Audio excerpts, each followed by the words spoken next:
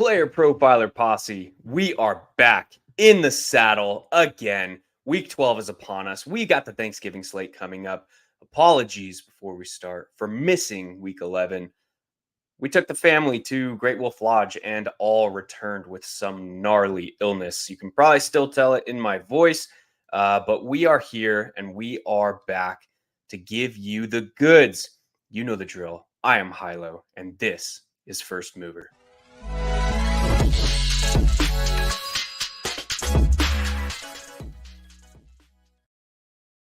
Now, I thought it would be kind of fun this week to take a look at the Thanksgiving slate instead of the main slate. So we're going to depart a bit from our norm here, and we're going to spend the next 30 minutes looking at the Thanksgiving slate, giving you a top-down perspective of what's going on that slate, give you something fun to listen to on this Tuesday before you prep for your holiday festivities. So with that, let's take a look at this Thanksgiving slate. And it is a pretty interesting mix of upside and some game environments with some solid game totals and some very, very large spreads. So with that, let's look at this Thanksgiving slate. We've got the Packers visiting the Lions staple of Thanksgiving, with a really solid 47.0 point game total, but a spread of 7.5 points. Jump into that one here shortly. We've got the Commanders visiting the Dallas Cowboys, another Thanksgiving staple. Solid game total, 48.5 points, but a massive spread of 11. Cowboys favored by 11 there. And then we've got an old NFC West showdown between the San Francisco 49ers and the Seattle Seahawks. Okay, modesty type game total of 43 points, with the 49ers instilled as 6.5 point favorites.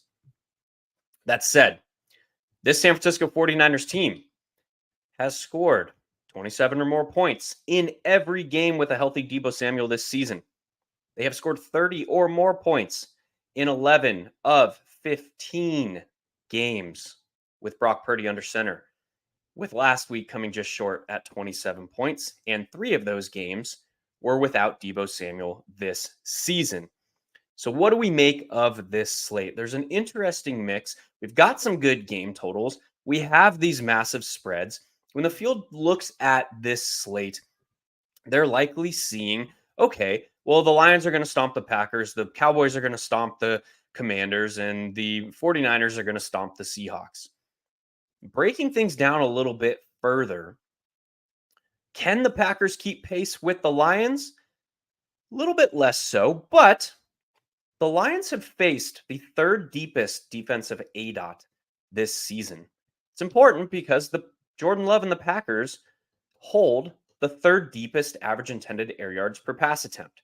So if the Packers are able to connect on some downfield shots early, it could lead to a game environment that's a little bit more conducive to fantasy production on both sides. The Commanders and the Cowboys. This one is super interesting.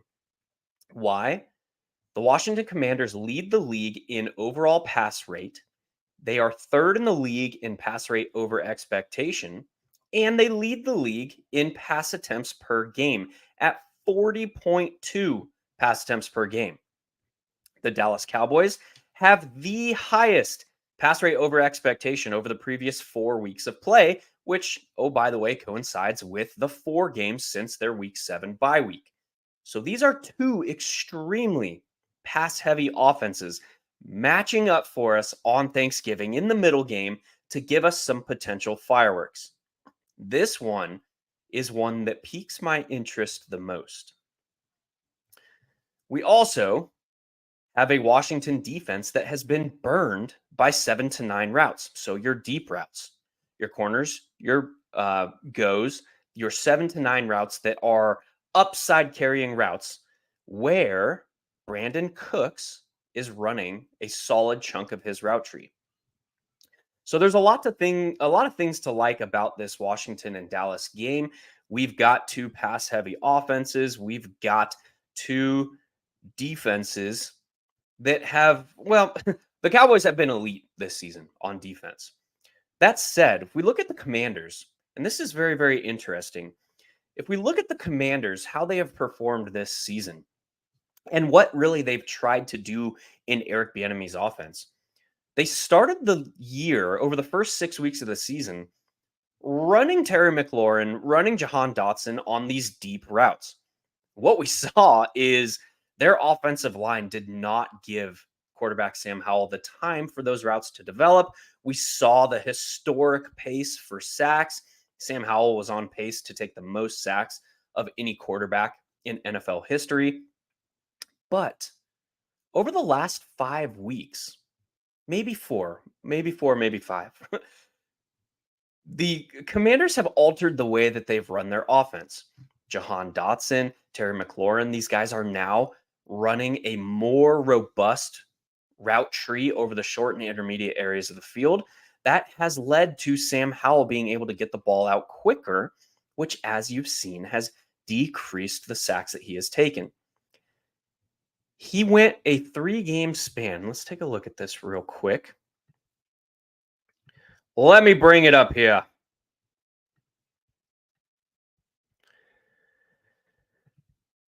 He went a 3-game span in games against Seattle, New England, and Philadelphia, taking just 3 total sacks in those games. That was bookended by a 5-sack game against the Giants and a 6-sack game against the Giants, which kind of makes sense considering Wink Martindale's extreme rush rates,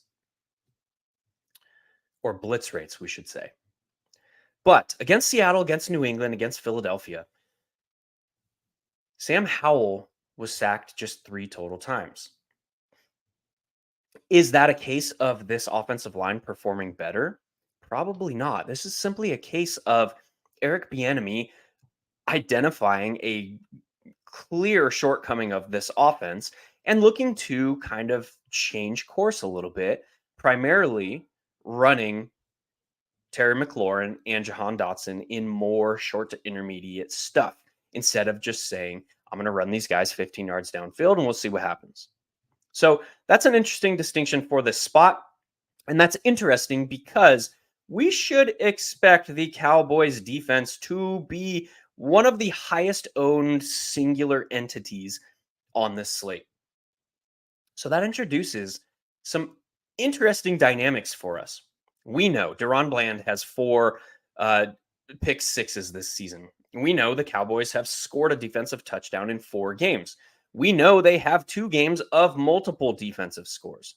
But if you look at their game logs here, they're not really returning elite fantasy production unless they're finding the end zone, with the only game of double-digit fantasy returns when they didn't score being a 15-pointer against the Jets in week 2. So we know the upside of the Cowboys defense is there.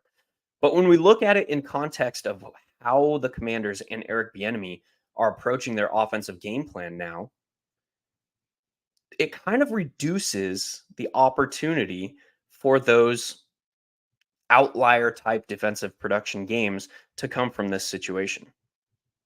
Yes, increased pass rates from the Washington Commanders are going to lead to increased opportunities for the Cowboys defense to generate sacks, turnovers, and have Sam Howell make mistakes.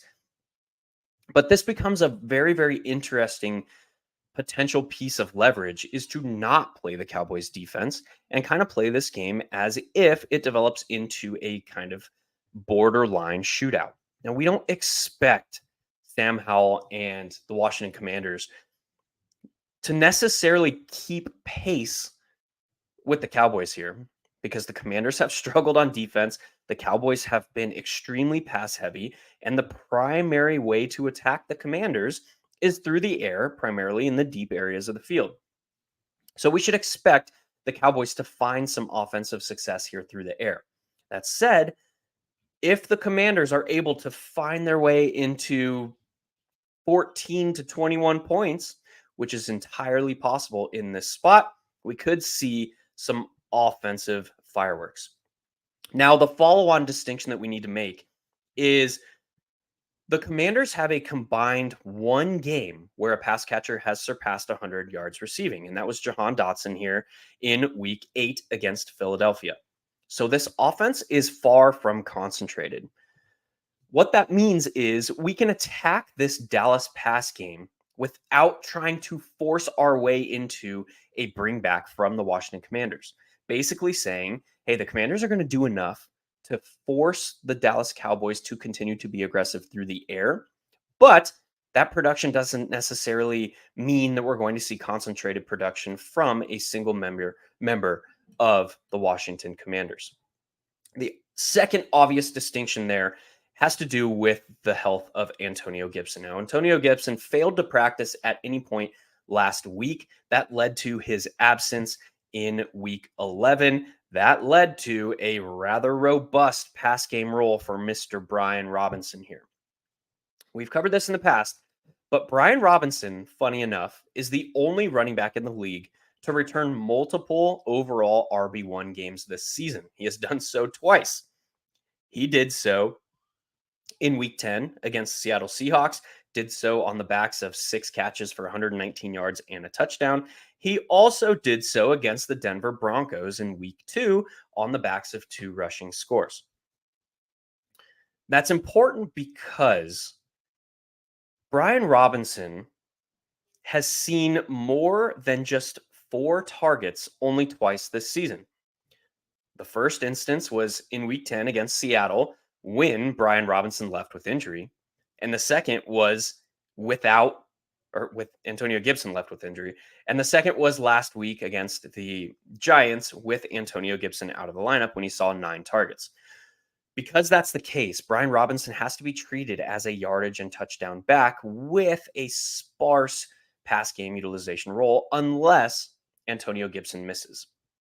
That's important because Brian Robinson is still priced at only $5,900 and he's likely to be extremely popular on this slate. So that's kind of the down and dirty of this Washington Commanders and Dallas Cowboys game.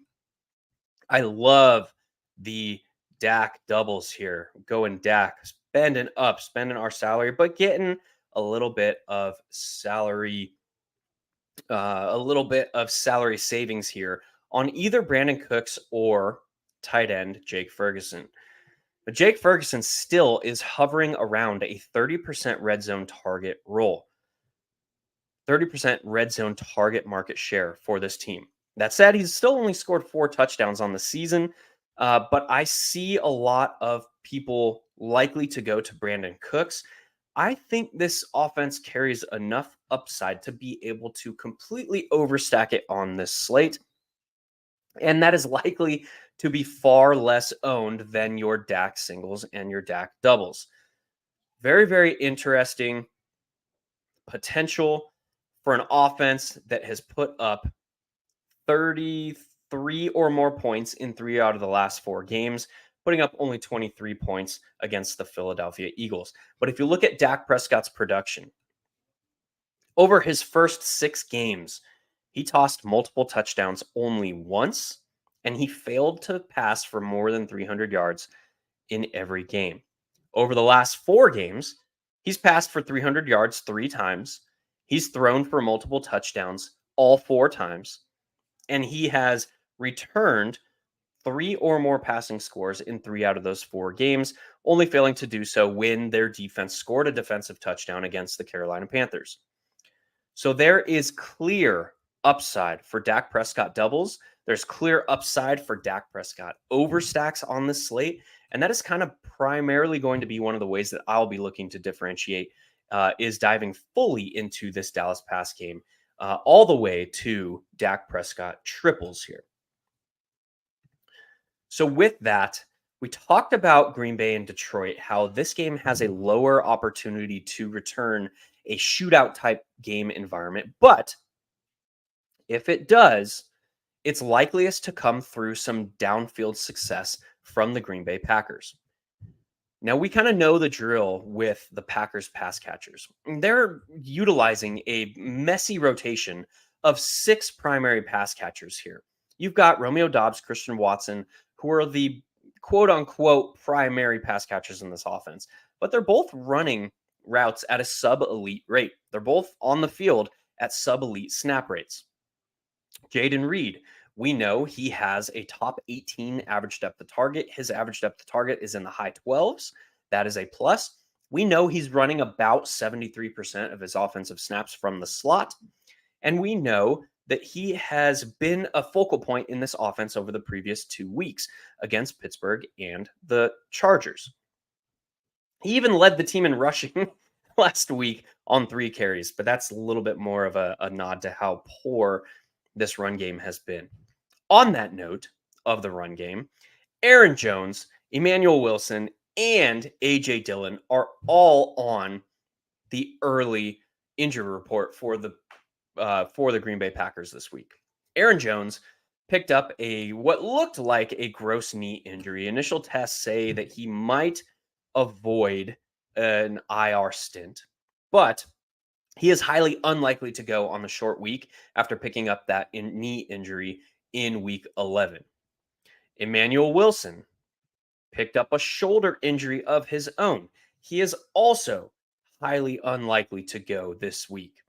AJ Dillon was listed as a limited participant on the team's estimated practice report on Monday. Obviously, we're recording this early Tuesday morning to get it out to you guys for the Thanksgiving slate. But so that was just a walkthrough. He was listed as limited with a groin injury. I do expect him to play, and they're going to need him to play this week because they are lacking depth behind him. The team did sign Patrick Taylor off of the Patriots practice squad to the active roster, which was likely in reaction to Aaron Jones and Emmanuel Wilson's injuries. They also signed a couple of backs to their practice squad, and we're likely to see an elevation, a standard elevation from the practice squad of a running back, or maybe even two, considering the lack of depth here. I expect AJ Dillon to be the lead back. I expect him to be backed up by Patrick Taylor as the primary change of pace back, but this is not a good matchup on the ground. AJ Dillon is ranked 42nd or worse in most underlying efficiency metrics: yards per carry, yards per touch, explosive run rate. Basically, you name it, this guy has been inefficient. Juke rate, all of these predictive metrics, AJ Dillon has struggled with this season. So we look at his recent production: 14 carries for 29 yards, 2.1 yards per carry. He is capable through the air, and we know that this offense has utilized their backs through the air at an increased rate. So he does bring at least some semblance of upside with that pass game role and the potential always to find the end zone. That said, AJ Dillon likely to be extremely owned on this slate. That said, you look at the dynamics of the running back position. Everyone's going to want to play Christian McCaffrey, and I get it. The Seahawks have allowed the third most fantasy points per game to the running back position. They are bleeding production. People are going to want to play CMC. And really, the only reason where we're not looking to play CMC on this slate is weird stuff for variance. CMC obviously broke his streak of 17 consecutive games with a touchdown 2 weeks ago, returned to the end zone last week, highly likely to score at least once against a Seattle Seahawks team that has actually struggled in red zone defense this season. They have allowed a touchdown on 73% of opposing offenses' red zone trips at home, which is not something that we're used to from the Seattle Seahawks team. Typically, that 12th man is in play. We've seen this team have borderline elite or elite production in red zone opponent touchdown rates, whatever, however you want to phrase that. They have kept teams out of the end zone in their red zone trips at home. That has not been the case this season. That's important because now they have the San Francisco 49ers, who have an elevated red zone touchdown rate, coming to town. And again, the Seahawks are allowing touchdown on 73% of opposing offenses' red zone trips this year.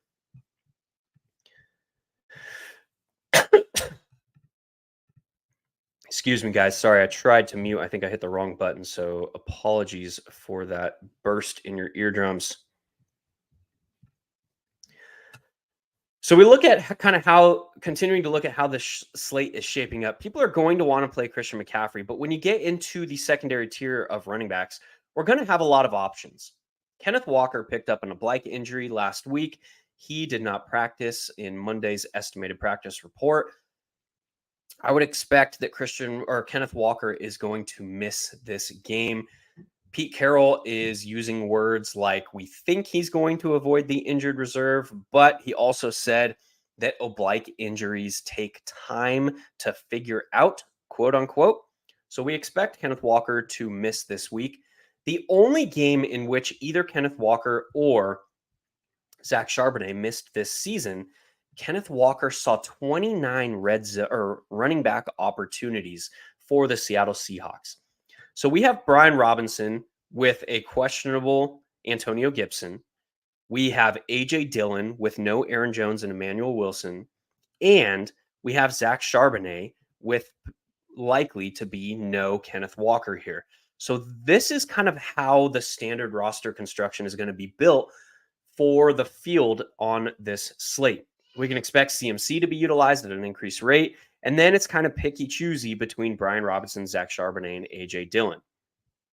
From a workload perspective, it is likely to be Zach Charbonnet who sees the highest workload amongst those three.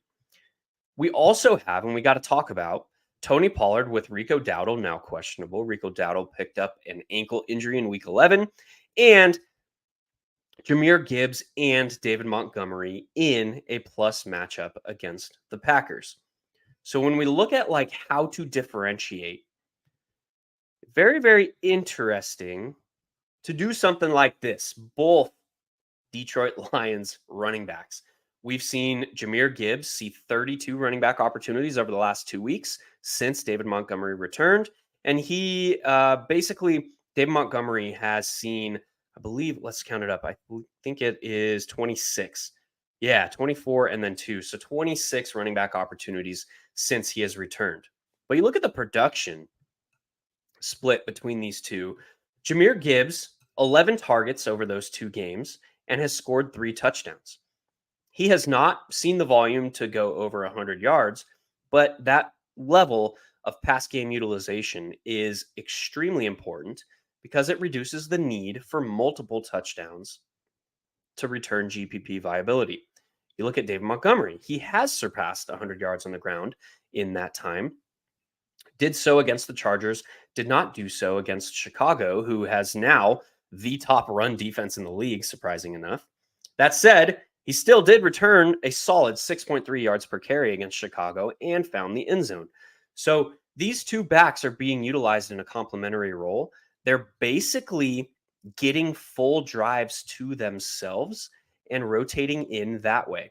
So that's important because on a team that we expect to find offensive success against the Packers in a matchup that is friendly, Joe Barry's defense has notoriously struggled against the run game. That's because he plays such a deep prevent style defense with his secondary that if a running back breaks through those linebackers and that first and second level, they now have room to run against the safeties and cornerbacks who either have their backs turned to the ball or are playing extremely deep. So all that comes together. This is a very, very interesting way to differentiate on this slate. It is also, I mean, if you play one of these guys, you're already going to be different as well, because we talked about the state of the slate with 3 running backs on 3 teams expecting to see roles that are higher than their price because the pricing was released prior to those injuries in the backfield. Again, Aaron Jones, Emmanuel Wilson expected to be out. Kenneth Walker expected to be out. We have Antonio Gibson, who is questionable. Antonio Gibson, after not practicing at all last week, did return to a limited participant in the team's estimated practice report on Monday, but we don't know if he's going to make it back on the short week. So keep an eye on the Washington Commanders practice report this week. That said, you're likely to see the governing roster construction be Christian McCaffrey plus one of Brian Robinson, AJ Dillon, or Zach Charbonnet. So even going Christian McCaffrey and paying up-ish at that second running back spot for one of these Detroit Lions backs is already going to introduce some leverage. And then if we're playing both of these Detroit running backs, likely going to be owned at extremely low frequency on this slate. So when we're talking about a short slate, only 3 games, we need to be looking for ways to smartly differentiate away from the field, how the field is going to be attacking things. And knowing that we're likely to see Christian McCaffrey plus one of those 3 running backs, either Brian Robinson, Zach Charbonnet, or AJ Dillon, we kind of know the governing roster construction for the field on this slate. So, yeah, both Detroit running backs, extreme leverage. Christian McCaffrey plus one of those Detroit running backs, extreme or less than extreme leverage on this slate.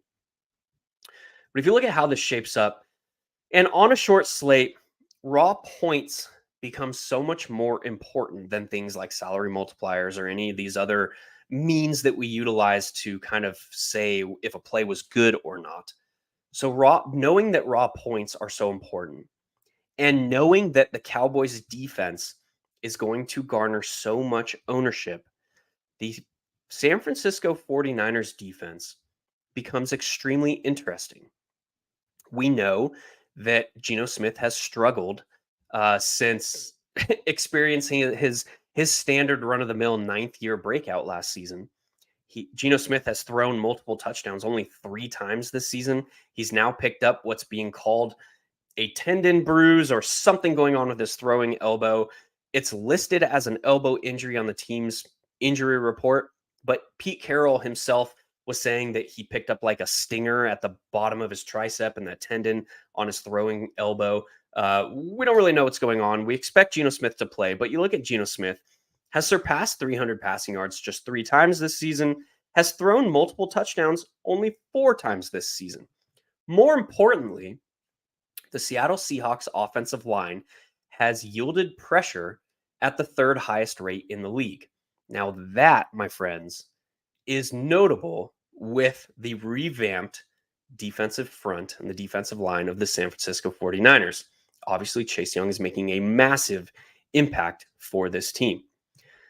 So even looking at how the field is likely to handle defense, the San Francisco 49ers immediately jumped to a very interesting leverage potential position with the Cowboys expected to garner so much ownership and with the 49ers priced around where the Cowboys are. Now realize this is not going to alter how salary is being spent. This is more of a pure pivot leverage potential position because they are priced so close together. And this is just basically saying the 49ers are going to score more points than the Cowboys defense. Also, you have the Lions here priced at 3,200 against a Green Bay Packers offense that has struggled this season, to say the least.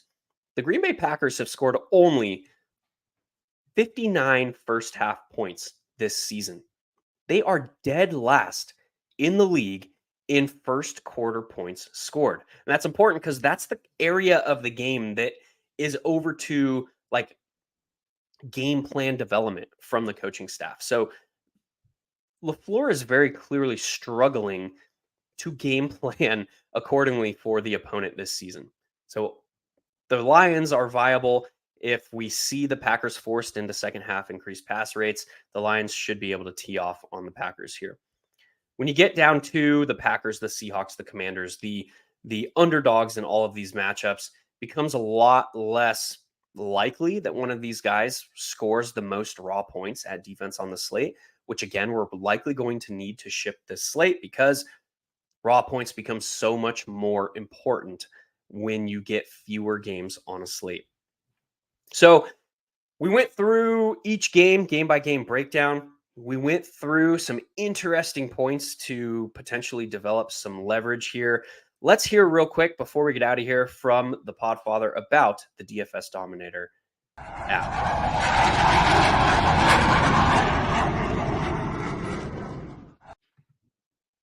DFS getting harder every year, but we're here to make it easier with the DFS Dominator because I know a lot of optimizers keep coming out. Oh, our optimizer. What about this optimizer? But that optimizer. Well, we have a cash game optimizer that leverages the projections from Dario, Billy, the award-winning projections at playerprofiler.com and builds the best lineups for cash games that have both upside and stability, because that's what you want. It's a couple clicks, boom, boom, boom.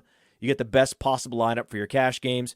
But for tournaments, traditional optimizers don't work. That's why we have a Lineup Genius, which takes you through the process of building lineups the way they should be built. Which quarterbacks you want to be overweight on, then building stacks, then setting runbacks, then optimizing, and generating up to 150 lineups that you can easily import into DraftKings, into FanDuel. That's the DFS Dominator. It's only $45 a year, not a week, a year. Just go to Player Profiler, click on the DFS Dominator from the menu, and you won't be sorry.